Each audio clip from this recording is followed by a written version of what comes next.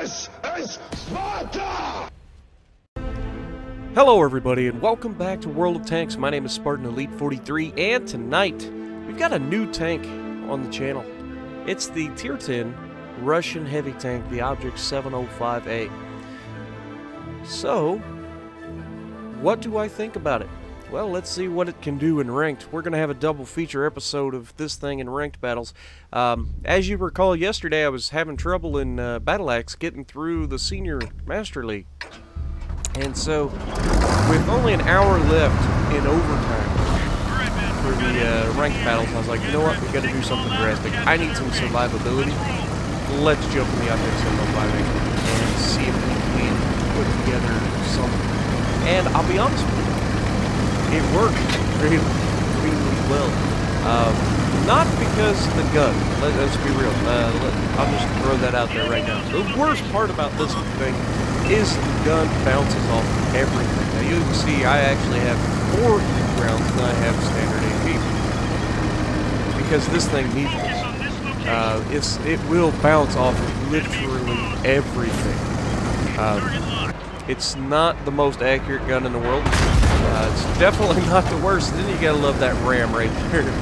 The guy just literally pumps right into the back. Well, let's rephrase that. Pumps right into the back and kind of gives that shot up. But this thing is phenomenal when hauled out. Now I try to hit the flat spot on the front of this turret. We bounce off of it. No big deal there. Trying to do that with the hammer. But taking this thing to the middle of the map on Coma and using the center island, and then we bounce around off our butt because so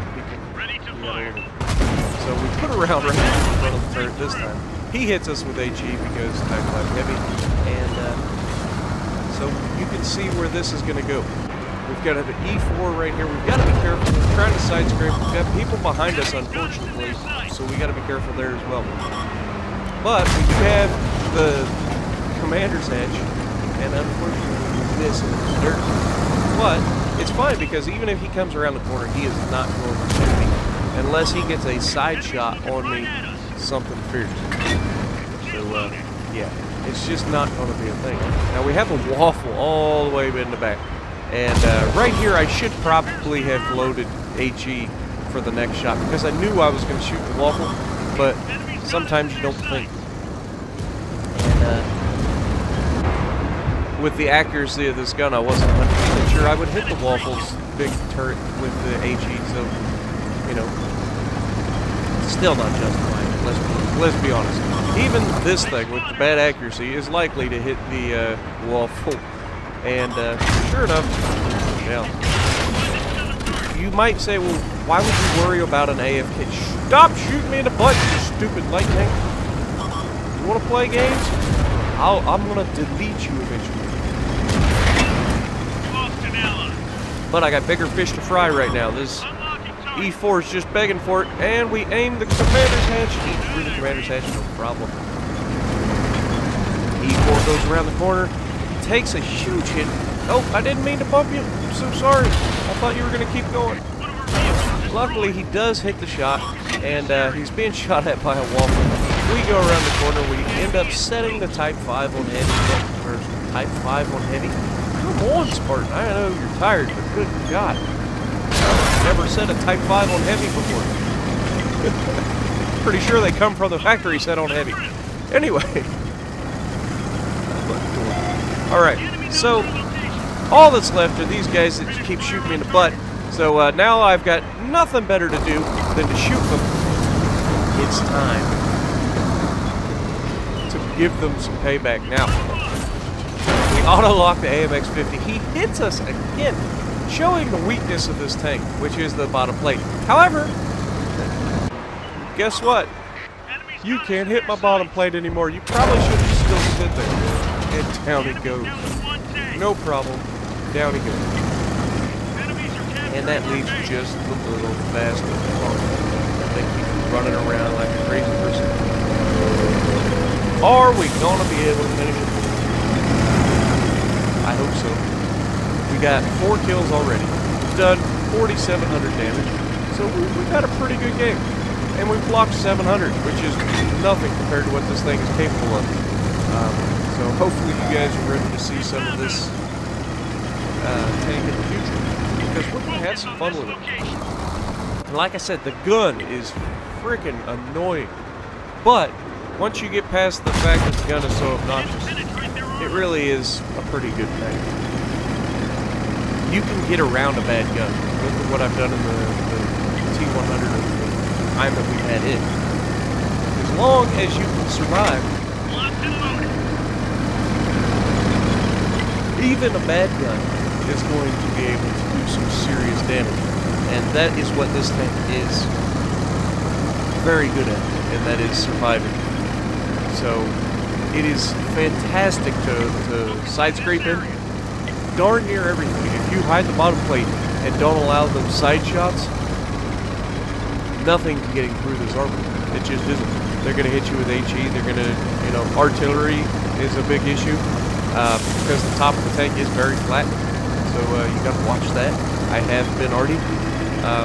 Death Stars are somewhat of a problem if you over-angle, but for the most part, even Death Stars are just going to be splashing you. Now this little guy's run away. We do cap the base, and on to the next one. So what do we end up with, guys? We get into the Chief Master League, as you can see. And 4,700 damage, 4 kills, not bad. Moving on to Cliff. This map is going to really showcase, and you can see my Elgato kind of goofed up there for a second. By the way, this is on the new Elgato capture card. I forgot to tell you guys, but it is a thing. So, unfortunately, I'm not going to be able to record in 4K just yet. I'm going to have to save up some money for a upgrade PC, well, an upgraded PC. I'm going to try to find one cheap, used, or going to try to just wait until I get my tax return money and get a new PC. I've needed a new PC for a long time. This computer I thought would be able to do it because it's a standalone unit, the Elgato is, on the 4K, but it's just, it completely bogs out the computer. It locks it up as soon as I try to do 4K. So we are recording on the new capture card, but we're still in 1080p 60, so hopefully you guys enjoy. It does look fantastic in 4K, so I'm hoping we try to hit the cheek of the T57 Heavy there. We're angling the wrong direction, so luckily we didn't get shot there. T57 Heavy does take a hit, and we are going to start side scraping here. We try to put another round on the T57, but we hit the center of his turret instead of the cheek, and he bounces the round pretty easily. But they are not going to have a good time trying to pin this tank when I'm side scraping. It's just not a thing. It is so incredibly disgusting at side scraping. Like, not even joking. Even I, who have little to no knowledge of what angle I should put a tank at, it's it's ridiculous. It just doesn't. It's like, okay, you pull out there, and with heat round, I try to snipe the top of the turret of the E100, but that was a bad move. I should have just, I had heat loaded, I should have just put the thing straight through the cheek of the turret. And I think I will probably try that from here on out. Now you can see they do blow my track off, but what damage is that doing? And I rushed a shot. Now here's one of the things that I will say. I'm not used to putting myself in danger, knowing full well that I'm not going to get pinned. They can shoot me all they want. It's just not doing anything. Now there we get a good roll. 710 damage straight through the cheek of that turret. And then I pull up, not having to get shot. And that's another thing. I could probably just sit there and let them shoot me. They're not going to pin. So I'm needlessly pulling out of the way. And that could cost me some shots because I'm having to wait for aim back in, doing all that stuff. And it's just, ready to fire. It's not preferable. Now this guy in the T57 pulls back out, and I go ahead and finish him off. He had his turret turned towards the E100, or yeah, RE100. And so as soon as he turned that turret, that makes it a very easy hit to hit that cheek. And so RE100 still fighting up there. We're trying to help him as best we can, but There's not a whole lot we can do. He's completely surrounded now. The guys on the top of the hill have started shooting down on him. I try to put another round in the E100, but we do bounce off him, or we hit our own tank. I couldn't really tell. But these guys are going to start getting really emboldened. Loaded and ready. When you got 5 versus 3 in ranked battle, and most of the heavy tanks that are alive still have all their health, it's pretty much a guarantee that you're about to be rushed. Now, the one good thing that happened was that somebody killed their artillery. They had a T-92 on their team, and if he could have hit me at any point, this match could have been over for me. Luckily, he's dead, and I don't have to worry about it. Now this E100 is pushing up on us. I try again to snipe the top of the turret. It's not a good play. I've got heat loaded, just go straight through the turret. You don't need to go to the top of the turret. Now luckily, the guy that is up top is absolutely ruining the Reds. He's finishing everybody off. Now this E100 that's pushing me is full health. Could easily put a hurting on me if I'm not careful. Now there's a 570 roll. That's one of the bad things about this gun, is it doesn't always roll high. It's supposed to be a really good, I think the alpha on it is 713 or something like that. So it's a good gun. It should hit really hard, but unfortunately they do have a slight disadvantage. Now the E5 up there again takes down another tank, this time the T-57 Heavy, and we've got this E100 sitting here basically just begging for it. He backed out into the open. The E5 takes him down after I put a hurt on him. So that takes it from a 5 versus 3 to a 3 versus 1, and that's not going to go well for the other guy. Now there's this E100 versus the E5. Who's going to win? Am I going to be able to get up here to help? The E5's done really well up to this point, I'm sure, because they technically both have most of their hit points left. I'm sure that E5 should be able to take him down. Now, he takes a big hit there from the E100. So that's going to leave the advantage in the E100. He does put a round on the E100. Is the Arty going to be able to help him? We still have our Arty. Can he help him? We get up to the top. Come on, are we going to be able to shoot him? No, they're behind the rock and I can't do anything about it. It's unfortunate.